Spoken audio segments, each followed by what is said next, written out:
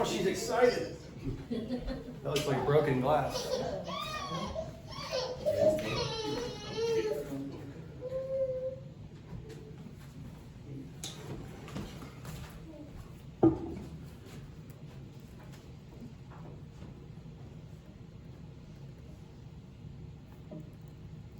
I like everyone's different definitions of permaculture.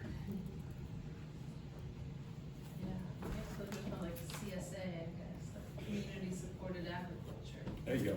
That's what I call it. Community supported permaculture. It's a little bit different though. A CSA would fit perfectly within a permaculture It system. would, absolutely. It's still just a part of a different piece of it though. And beekeeping is going to be another facet of that. And you'll hear me refer to bees a lot. That's what I'm used to talking about. But I'm really talking about pollinators. So by having a garden, farm, food forest, you're really pollinator keepers for everything. So insects, bees, birds, anything that checks the flowers out. So Sacramento Beekeeper, that's a company I started a few years ago. I noticed a need for beekeepers in the Sacramento area. There's a volunteer group with the Sacramento Beekeeping Association, and the phone calls would start ringing in the springtime for swarms. And after about 2 or 3 weeks, all the beekeepers would fill up their 3 or 4 colonies they had in the backyard. And the phone keeps ringing until November. So that's what started me in the beekeeping industry. Used to raise quail, and I bought an old rotten bee box for $10, and bees moved into it, and I harvested the honey, and I was hooked. I'm like, bugs make this delicious stuff? We made a few recipes, made tomato butter from the tomatoes in the garden that year, and put some of the comb in the jar, got to observe it in the light. It's just kind of a new novelty. That was about 12, 13 years ago. And then I got my own colonies after that, killed them 2 years in a row, gave up for a year, got my hands on as many books as I could, and I went through literature for all that year. Came back after that, and I've been going strong ever since. And we started out with 2 or 3 colonies, and now we've got about 400 or 500 boxes going at any one time. Either storage, empty, waiting for the spring to come, or putting bees in there and adding boxes as they go, and chasing the season and bloom. And so permaculture is a really, really fun way to keep in touch with all the natural different ecosystems. Everyone's got a different taste and different palette of what they like to see in the garden, based on what they want to see aesthetically or what they want to do functionally in the garden. Some plants have a lot of good functions. But for me, it's for eating. I'm a pig. I love food, as you can tell the pictures here. If I can find it, if I can pick it, and I get permission, I'll go pick as much as I can. And we'll grow spicy peppers and make jellies and jams. So agriculture, really have a big passion for food, and that's why I'm here. I want to teach others how to grow food and enable them to take control of their own food security. And really linked up with Matt, and I've known Matt for a few years and just met Eric, and our different missions really aligned in that fashion. And I hate going to the store and seeing 2 or 3 varieties of tomatoes. And it's like going to the art store and seeing 4 colors. And you're just missing out on everything else out there. And the recipes are going to be bland. And I just feel bad for people that think that's what plants are.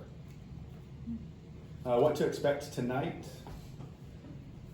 We're going to talk about what bees do for us, what the bees do for our land and our ecosystem, what we do for our bees, and some of the responsibilities and applications we can affect to better keep our pollinator habitats alive and thriving, and how to intertwine that with the permaculture mantra, as well as making it functional in the garden, making it look nice, and also getting a good yield that you can share with others. Or you can preserve. We make a lot of jellies and jams, so we like to save that stuff for the fall. So here's some of the sunflowers we did in Lincoln a couple years ago. We leased a plot of land. Sunflower is probably one of the easiest plants to grow. If you can't grow a sunflower, go to Michael's, go to the fake plant section, and get yourself a fake plant. But that's going to attract a lot of birds when it goes to seed. So birds are going to come in, they help clean up a lot of the insects. They're going to spread seed as well. I'm going to talk about painting the landscape a little bit later with the bees, but birds have a big effect on that. If you have birds that are at a food source, they're going to hone in on that, and they're going to knock out all the bugs out there. So you'll see this balance of birds pollinating things, and then the next year it'll be insects, much like you'll see populations of rabbits and squirrels alternate with predators. The predator and pest situation is very similar in the garden as well, and that's something we want to approach when we're working with permaculture to promote integrated pest management techniques. When I say integrated pest management, I look at it as you're fighting the pests, and if you just sit there and you use one punch the whole time, they're going to figure out how to get over that. So it's different punches, different kicks, pull out some tricks, and that we don't have to work very hard at any one particular thing. what bees produce for us, they pollinate our food.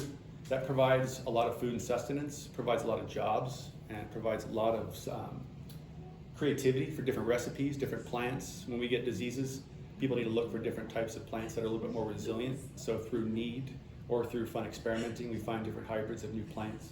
Those are always good to add into the garden. They make a lot of industrial, medical, and medicinal products. So they'll use honey for surgical bandages because honey is so dry, it'll suck moisture out of wounds. They'll use beeswax in dental tools, so when they're working on your teeth, honeybees have had a part in that. And culinary, obviously there's so many uses for honey as a sweetener. We use it to caramelize our onions. That's probably one of our favorite uses. Just low and slow, and it's so delicious. The honey is so different from store-bought honey because the store-bought honey is pasteurized, and if it's not imported, after it's pasteurized, it's strained out. So the heat kills the enzymes in the honey, and then all the pollen is taken out of the honey. So it's just a sugar syrup at that point. It's devoid of all microbes, all biological activity, and it's just sugar syrup. Still tasty, but you're losing a lot of the beneficial aspects of the honey that are in there. Food. That's the Congo watermelon. So honeybees will visit that a little bit, but more so you get the squash bees and little teddy bear bees that'll visit that. So that's another one that you can use to benefit yourself with some watermelon, and also give the native pollinators a little break, because the honeybees, I call them, the honeybees are heavy-handed. They imprint on the landscape very, very heavily. And we'll talk about that. This is a shot. We were in Idaho and we went to check out a garden at a university, and this is one of the areas they had open. And they were testing all sorts of irrigation, they were testing all sorts of shade cloths, all sorts of plant arrangements, companion plantings, different species of tomatoes, and then they were trying to see what grows best up in their short growing season in Idaho. So food products, we're going to break this up into two things. It's going to be food products and it's going to be hive products. You may see the same thing listed in two different categories because it may have two different uses. So for honey, we use it for baking, marinades, beverages. It's a healthy alternative to sugar. If you eat a lot of honey, it is calories. So it's very, very non-keto, and it's just as fatty as sugar. So stevia is another one I like to use. Stevia is calorie-free, and you can mix that with a little bit of honey, cut it. And if you're worried about your calories, your sugar intake, my father's diabetic, so I know honey is not something he needs to be sucking down haphazardly. There's single and multi-floral. So when a beekeeper takes their colonies to an orange orchard, they put the bees down and they pull all the honey out and they let the bees pollinate the oranges. So the only thing in the boxes is an orange blossom honey.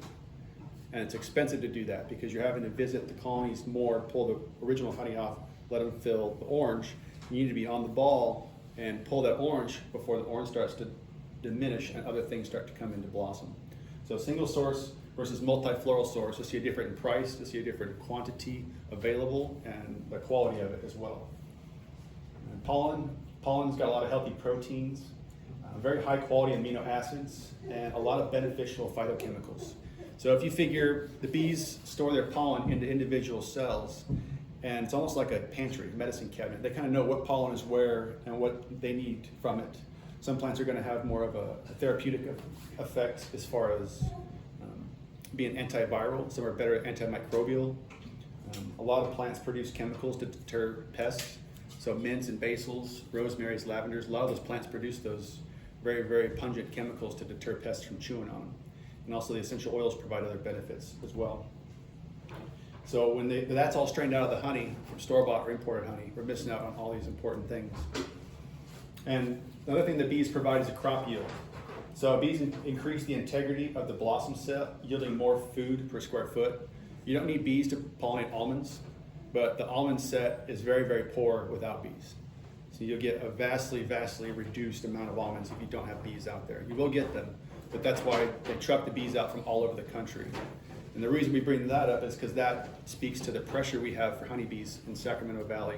We've got about 50,000 swarms that are cast from colonies every single year in our region.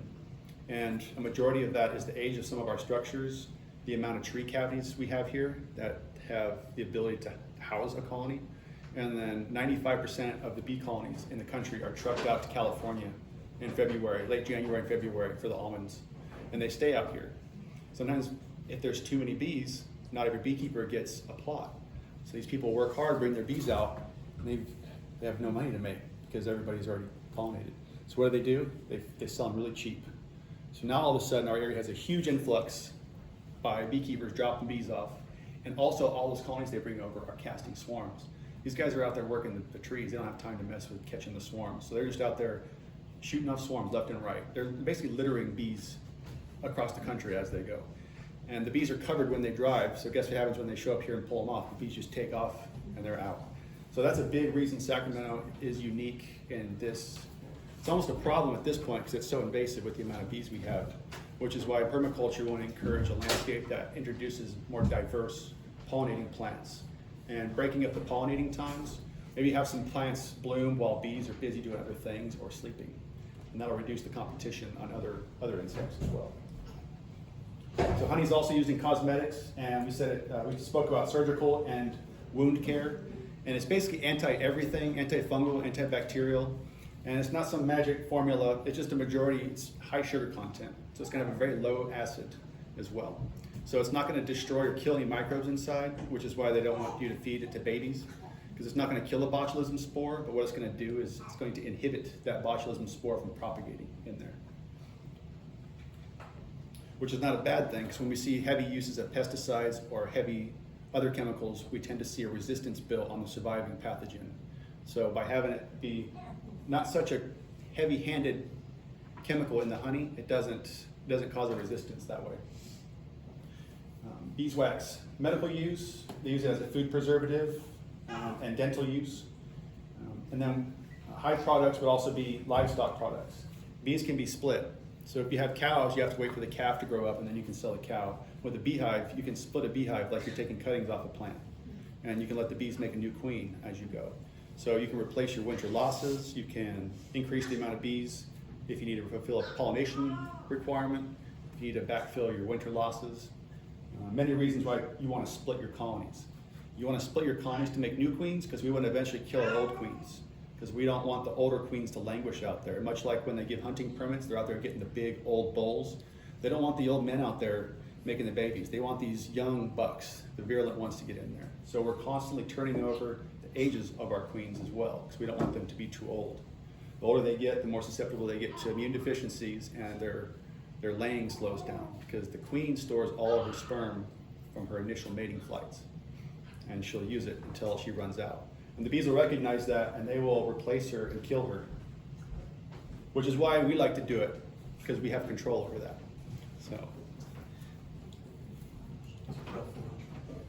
So what bees do for our landscape? That was some of the good stuff. Here's some of the maybe not so good stuff. Bees outcompete native pollinators. When bees come out of winter, they could have 10, 15, 20,000 strong in the colony. And solitary bees, they have the one queen that's hiding under leaf litter. And with permaculture, that's also a good thing to have. Leaf litter, cover crops being chopped and dropped. It's a lot of places for overwintering solitary native pollinators to overwinter there. So not only bumblebees and native bees are coming out with a single bee to compete with the forage for all the honeybees. Throughout the season, honeybees will build as much space as they can fill. If it's a shoebox, they'll fill a shoebox. If it's a wall, they'll fill all 8 feet from top to bottom, and it'll be all that wide space. So it'd be a huge amount of space. So imagine little colonies of bumblebees trying to compete with that amount of bumblebees out there. The ability to overwinter. Honeybees are able to overwinter because of their biomass. With a lot of bees, they're able to stay a lot warmer after the honey they collect, very insulated. Whereas other solitary bees, they're going to be victim to, if a big gust of wind goes by in the winter and blows that leaf litter up, now it's too cold and that bee's going to freeze overnight and die. So bees have a lot of advantages over solitary and native bees as well, and that goes for birds as well. I get phone calls from people, their honeybees are pushing out their hummingbirds on the hummingbird feeders. Wow. So in the summertime. Wait, are honeybees not native? Honeybees are from Europe and Eastern Asia. In Eastern Asia, Western Asia, there's several different types around there. There's Germans, there's Russians, there's Comorians. In the last 20 or 30 years, they've been breeding more varieties, and there's upwards of a dozen now that are pretty commonly used. And that could be if your elevation, it could be the behavior you're looking for, the honey production you're looking for, the spring buildup you're looking for.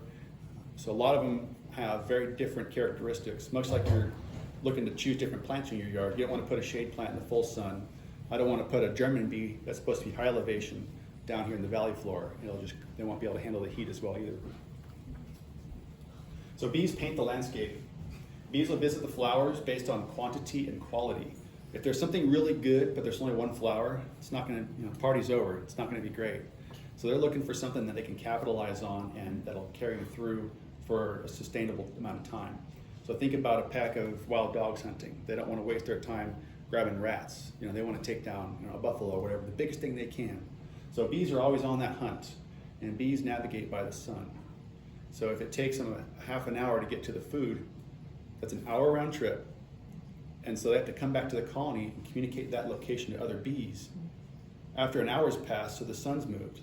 Well, now they have to tell the bee where it's gonna be when they need to get there. So the sun's gonna be there, so they have to account for that when they're navigating, communicating. So it's really neat how they communicate and organize all of this. And that's part about bees painting the landscape.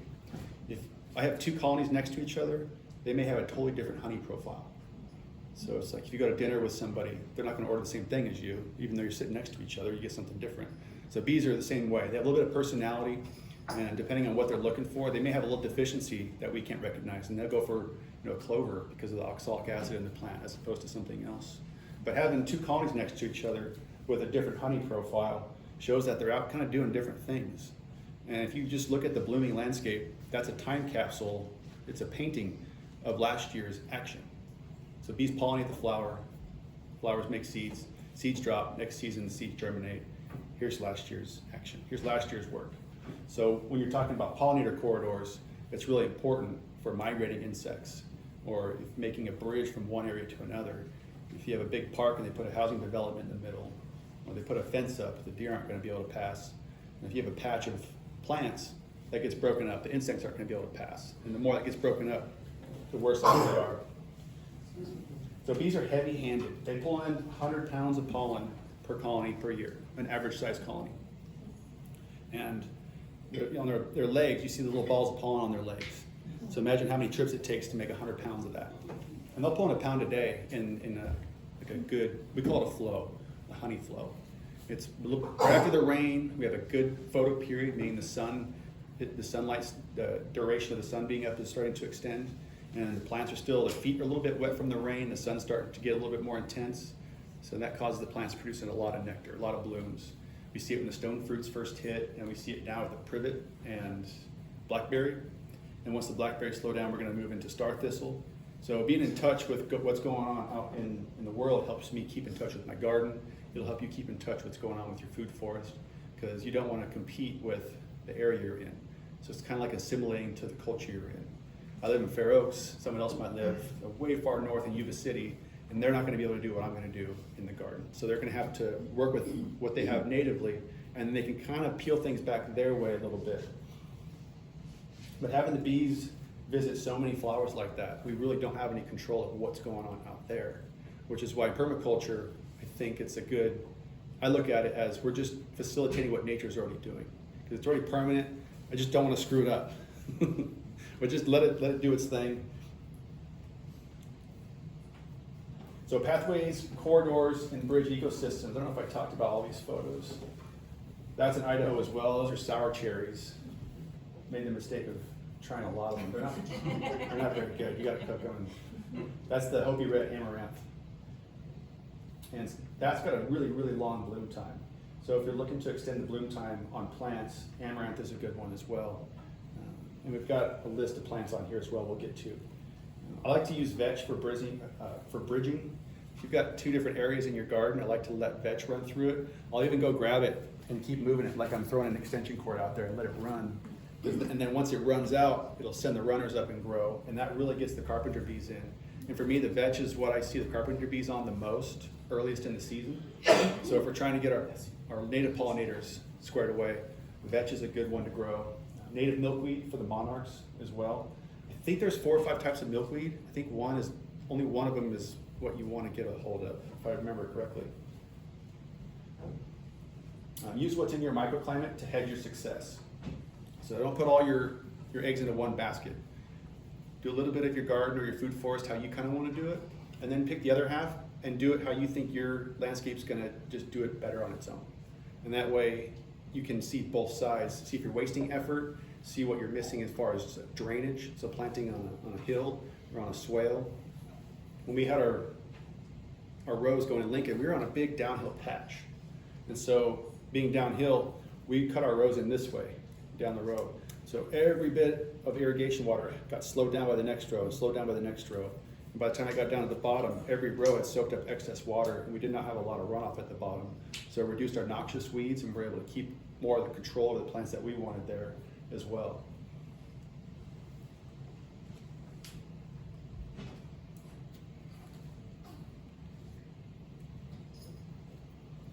So erosion control, that's a big one in permaculture. Cover crops, when it rains, the rain can't contact the soil, so that helps prevent the soil from being blasted away basically, so it protects the soil. And also after it rains or after you irrigate, that cover crop and mulch helps retain the moisture from evaporation, and it also keeps the soil temperatures a lot lower. And by reducing the evaporation, or at least slowing it down, it's also a place for native pollinators to come get a drink.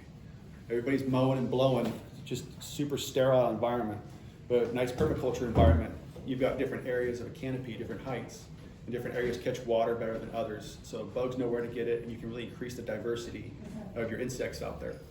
And increasing your insects is good because you're going to introduce predators into that. And when predators come in, they control the pests in the garden. So everybody gets a turn. We call it boarding house rules. Everyone gets first before anyone gets seconds. So for the ecosystem, growing in permaculture, you want a living mulch and a cover crop. So there's different types of cover crops. Some you can use to add nitrogen back to the soil. Some you can use as a hyperaccumulator. And what that is, like a dandelion would be a hyperaccumulator because the taproot goes down into the soil, and then you can chop the plant, and the cuttings fall on the soil top and start to decompose. So it's essentially a nutrient pump. The plant's growing, pulling nutrients out from the roots up to the leaves, and you're chopping the leaves and they're knocking them down, they're composting. So they're bringing these nutrients up as your other plants are being chopped and dropped, and you're mimicking the natural leaf fall in the forest floor, but you're accelerating it because it doesn't have to wait for fall for leaves to drop. You're chopping and dropping every 2 or 3 weeks. And all those chop and drops allow places for insects to lay eggs and live as well. So what we do for bees and pollinators, we relocate a lot of them in the springtime between St. Patrick's Day and Memorial Day. We're probably getting 15 to 30 calls a day for people calling for service for bees. And swarms in the trees, or bees are coming out of the chimney into the residence. Bees on cars, bees in compost bins. Bees like to have about 40 liters of space, which is about, if you stack 3 or 4 shoe boxes, that's roughly about the space you're looking at. So bees love that space. So tree cavities are nice. Attics and eaves are lovely. They love those. They're protected from the shades. It's a good spot for them to get in. And then Chet had one move into his patio stairwell. And so the reason, go ahead, go for it. How much space do you need to, I know you said 3 liters, but like if I put one in my backyard, is there a certain size backyard that's most appropriate to have a bee colony in? Depends on the area. If you're in a heavy tree area, you can assume there's more cavities. The first street when you pull into Fair Oaks here, when you first start going down the hill, I can't remember what the name of it was, the old yoga shop that used to be there. There's a huge oak tree, just like 300 yards away, and every year a bee colony moves in and it dies. So it's either not big enough to support the bees, or the tree cavity gets so moist in there, the bees die. So just because it's big enough doesn't mean it'll facilitate a colony. But about 40 liters is about the volume you want. And when I lived downtown, you're only supposed to have 2 colonies to an area, but I ended up upwards of 25 or 27, something like that. Kind of flaunted that. But it's what happens when people are calling you all day long and they need help. And so we've learned to get bees out now. We sell bees, we find places to have people that want to host bees, maybe they want to learn, they don't want to dive into it, so here's their chance to kind of look over our shoulder and have whatever level of involvement they want that way, which is really important because we need to maintain the control of the numbers of honeybees. A few years ago, I don't know if it was political or what it was, but Save the Honeybees became this all the rage. Save the honeybees, save the honeybees. And I think that's a really poor move because we're neglecting all the natives. And the natives is really what we need to sustain, because if we don't sustain what we have here, then it's just all going to collapse. You can't maintain it. I used to grow inside, do indoor grow rooms. You have to control every part of that environment: humidity, airflow, input, output, pH, bugs. Everything's crazy. So having the environment naturally set up to already do what it's designed to do, and just work with it instead of against it, really, really makes a difference. So we talked about 50,000 swarms per year in Sacramento Valley. When they do almond contracts, 1 acre needs 2 colonies. So if you put that into equation, that's 25,000 acres that 50 swarms would cover. So think about all that area of space. Where are those bumblebees? What are they doing right now? They just had 65, 75 beehives dropped off a couple hundred yards away. And that's just one of the truck, one group off the truck, because the truck holds 600. And some guys will send 8, 10 trucks over to California. So it's really a big problem with the amount of bees. So maintaining control over them, and then also maintaining the bees as well to prevent the swarming.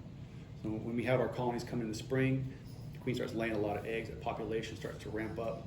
We need to get in front of that, divide the colony to reduce that tendency to want to split and swarm, so we don't get people with bees in the wall.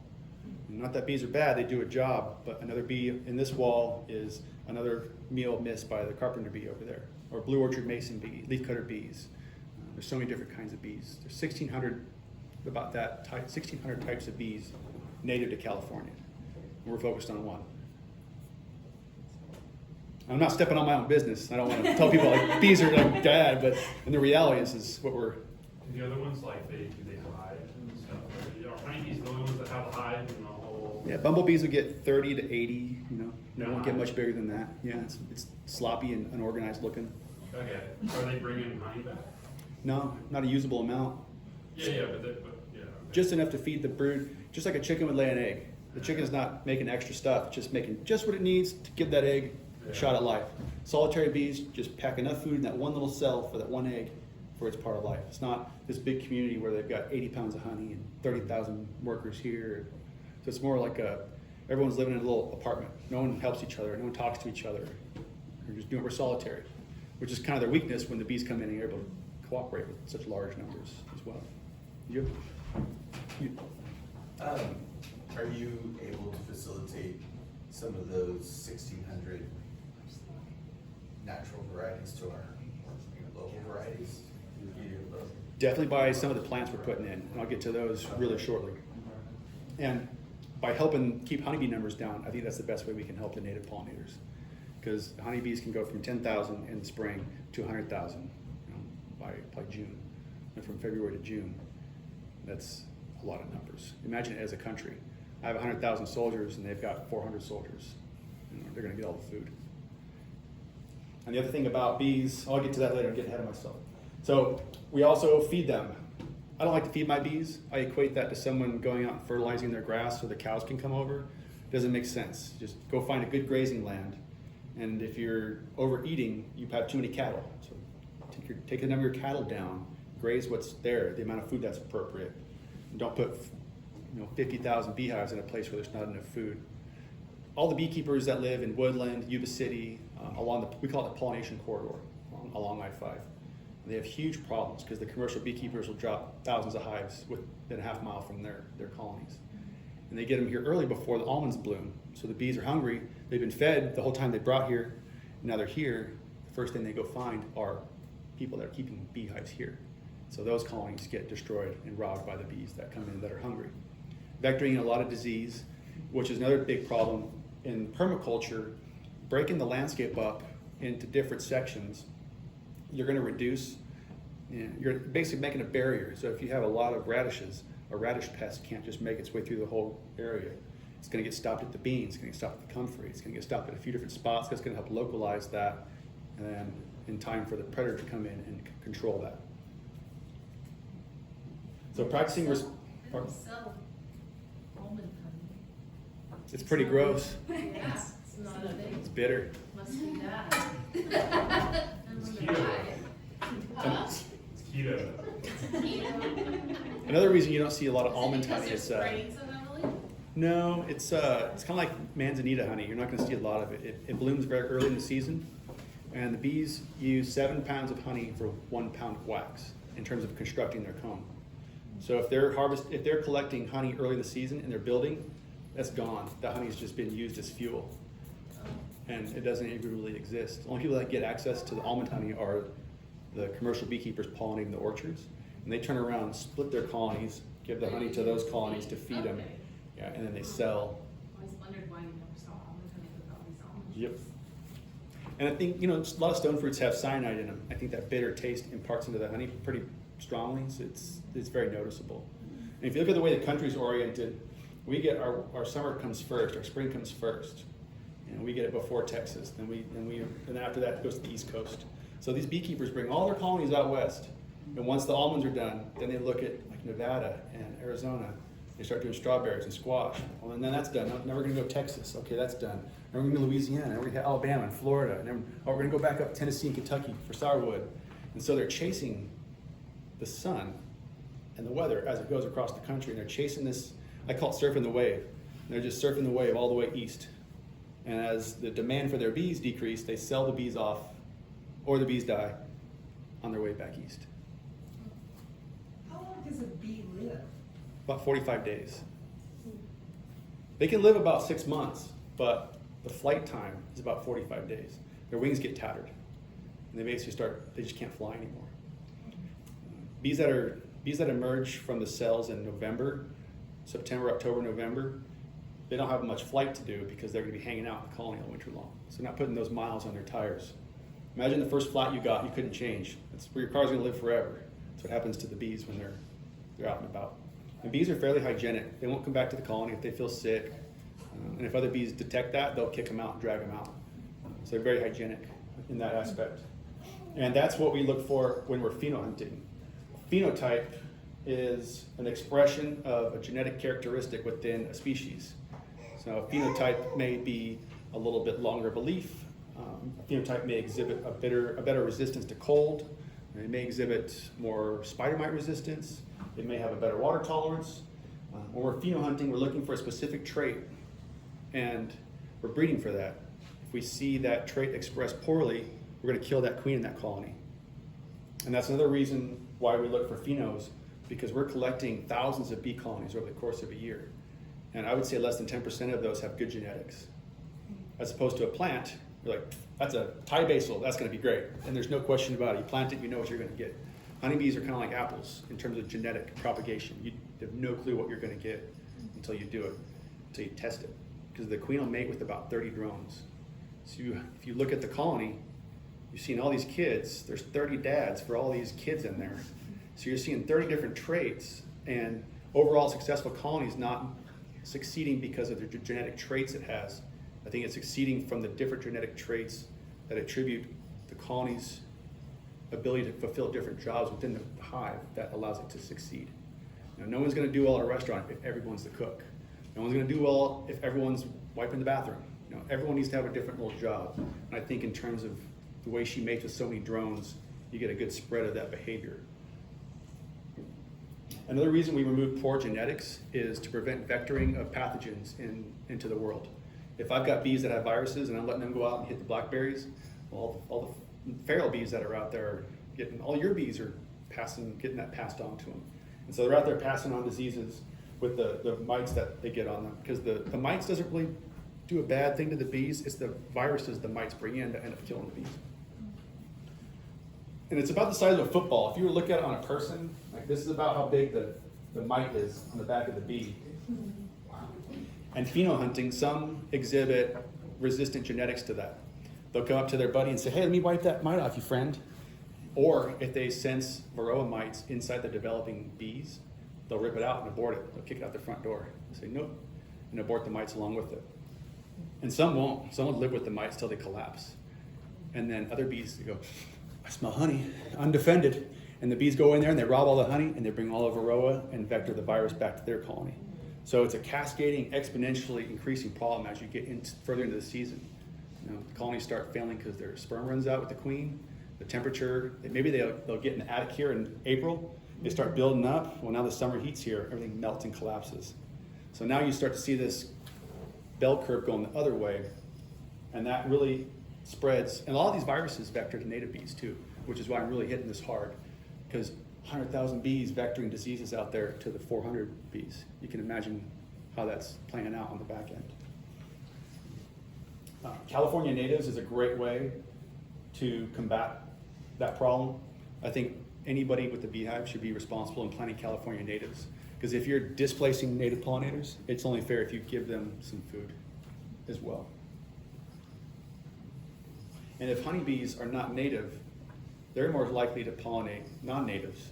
Not to say they don't like natives, but the more non-natives we have, that's less native pest control we have. Less place for praying mantis to hang out, less place for lacewings to hang out. All the insects we require in our garden, so we don't have to spray pesticides. And that's part of permaculture, you know, doing as least amount of harm as possible, and while still facilitating the garden. And if you're doing a food forest, you can't afford to spray pesticides. And I haven't sprayed a pesticide, can't even tell you how long. What about neem oil? I think neem oil, it's got the azadirachtin in there, and it works on it's called larval mortality, and it messes with the hormones of the bugs, and essentially it doesn't tell them when to mature from a juvenile to an adult. So sexual maturity is never reached, so that prevents the reproduction. So That's if they come across it, you're saying? yeah, because the neem tree, it's from a tree, Azadirachta indica, and the seed you can take from the plant as a meal in the soil. It's great fertilizer, but it's actually a systemic pesticide. The plant will take up that azadirachtin. So that's another reason I don't use it, because they'll uptake it systemically, and the oils stick around for a long time on there. And the fact that it messes with the hormones on there, I try and stay away from it.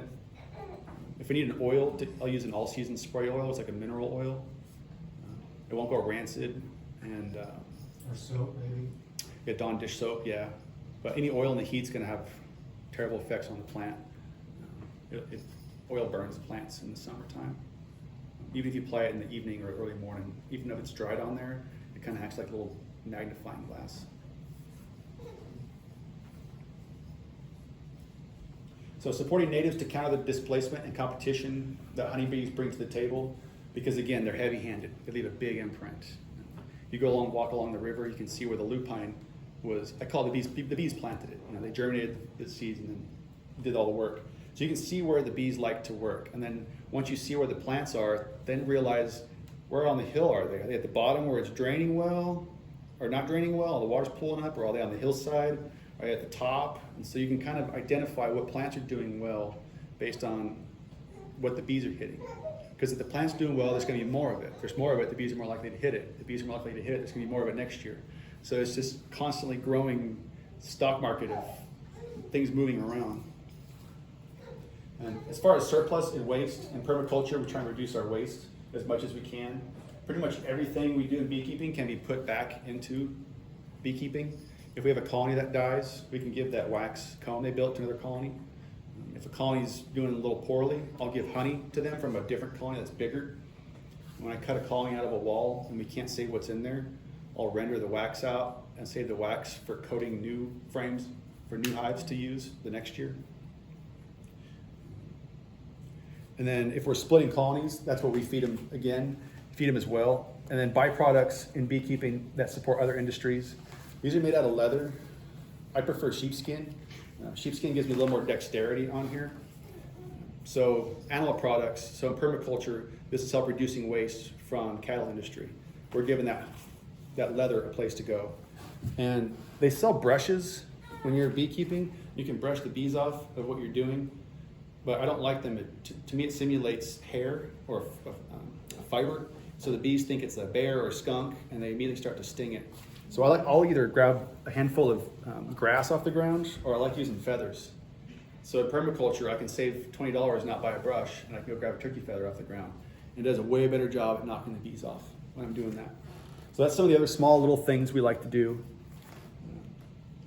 to help with the bees. And planting, companion planting, alyssum and thyme.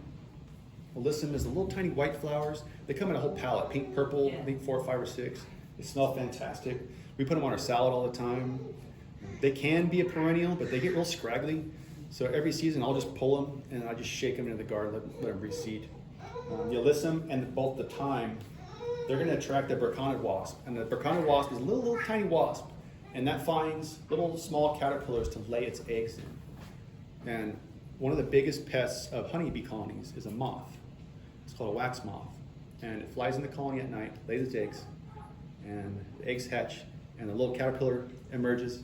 And the caterpillar's got this helmet, basically. So the caterpillar can kind of hide in the corner like this, and stick its head out and start eating the wax comb and the honey all around it. And if the bees are able to get out to it, they can start stinging the sides of it. But it's in the same family as any other moth.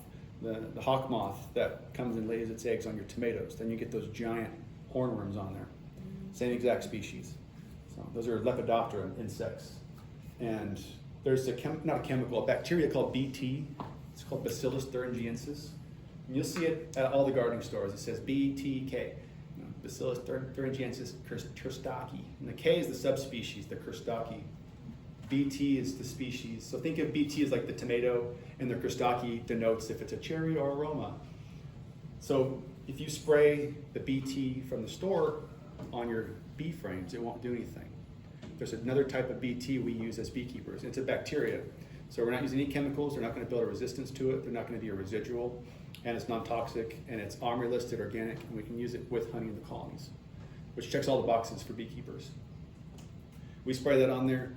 Once the larvae consume it, they die. So that's how a lot of beekeepers store their empty. When they take the bee boxes off, they get the honey out, set it aside and store it for next season. They have to spray those, otherwise the moths are going to come in and get them. So by planting alyssum and thyme, that attracts that Burkhanid wasp, and that'll really, really knock down the population of the wax moths that are attacking the beehives. So in addition to companion planting, planting timing is important. Just because you have a pound of sunflower seeds, don't put them all out there. Set an alarm every 10 days. Go plant 10% every 10 days. It's called sequential planting. You're taking the bloom time and you're elongating it all the way out. So those bees have sunflowers to hit for 10 or 12 weeks instead of a 1 week show. It also enables you to have more fun stuff in your garden. I'm going to take up this whole space with sunflowers. It's like, no, just do this row of a little bit of sunflowers, a little bit of corn, a little bit of this, that, and the other. Break it up because we want to put barriers to block other pests from walking around. And the more diversity we have, it's going to draw in more diverse pollinators. And the more diverse pollinators we have, that's also going to bring in the diverse predators. And that'll bring in the birds, and then the whole system, permaculture, starts coming together. So this is kind of the first part of the food chain, because everything lives off of plants, and plants have to have bees to be able to grow. Scabiosa, aka pincushion, that blooms almost all season long. Aster is going to start probably at the end of the month. It'll go through the fall. Yarrow is a good one for bees, but I put an asterisk there because it overseeds and it can kind of get out of hand. I think it's beautiful and it smells nice.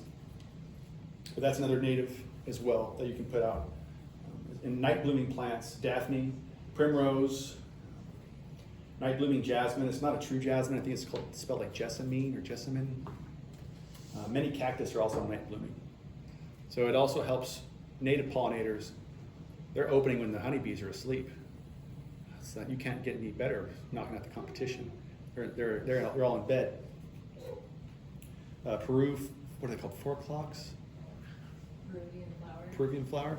They open in the evening and they stay open until early morning. A lot of squash. They'll close up in the heat. We have a lot of squash bees in this area. And the bees will go in there and they'll close with the heat. The bees run around all night, all day long, pollinating very efficiently, opens it up and they take off. They have a little party in there. Icelandic poppies is the other one that bees love. I've seen 4 or 5 bees fighting in one, not fighting, but just trying to get the pollen in one flower. So avoid monocropping, even in small areas. It's so convenient to just walk and drop seed as you go. So what I've learned to do is I stand in the back corner and I fling. And I fling high, I fling low, and by the time I'm done, I have an even distribution of all the plants I put out there and let them go where they may. I do a lot of buckwheat for a cover crop. I don't really harvest the grain, but that brings in a lot of the native pollinators. The honeybees kind of hit it when there's nothing else out there, but buckwheat's a good one to do. And that's the grain buckwheat, not the native California buckwheat. The native California buckwheat is amazing as well. Those have a couple different bloom times. I think it's a lemon variety that blooms here, because the pink one's more towards the coast of Highway 1. So you'll see California native. Just because it's California native doesn't mean it's going to be for your area. I had a website up here, Calscape. Let me go back to it. So calscape.org. That'll list your native plants by zip code as well. So that's a great resource. That way you're not looking up a California native from Crescent City or Bakersfield or San Diego. You'll find something a little bit more applicable to your area. So calscape.org. And that's run and operated through the California Native Plant Society. So they're tied right in with the California natives, and their mission is to really propagate and spread those. And Green Acres partnered with Calscape and Water Our World. If you're taking notes, write that down, Water Our World. And they're selling California native seeds really cheap, for like $1, because the packs like that were previously like $20, $25, and people are more likely to just go buy the cheaper stuff. I don't know if anybody remembers Cheerios campaign a few years ago. They gave out wildflower seeds in every box of cereal.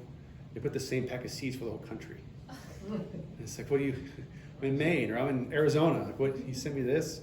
Is it Our Water, Our World? Water Our World. And you'll find them at Home Depot, Lowe's, Green Acres. They've got a kiosk in there, and they work with the Department of Water Resources. Is Blue Oaks Nursery still around? Blue Oaks, I'm not familiar with Blue Oaks. All native plants, Steve, it's like 8 years ago, they had all native stuff they were growing for this. I'll look after I'm done. I have one written down.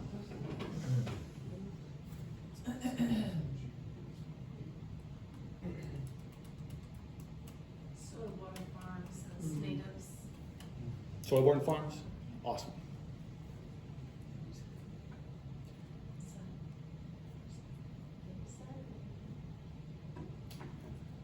Let's see, where are It's actually Elderberry Farms is a California Native Plant Society. Elderberry Farms is in Soilborn Farms. Oh, there you go. Gotcha. So birds, I pick chickens because I like chickens. I used to live in the foothills. We had quite a bit. We had about 55 birds up there, and we free range them every day.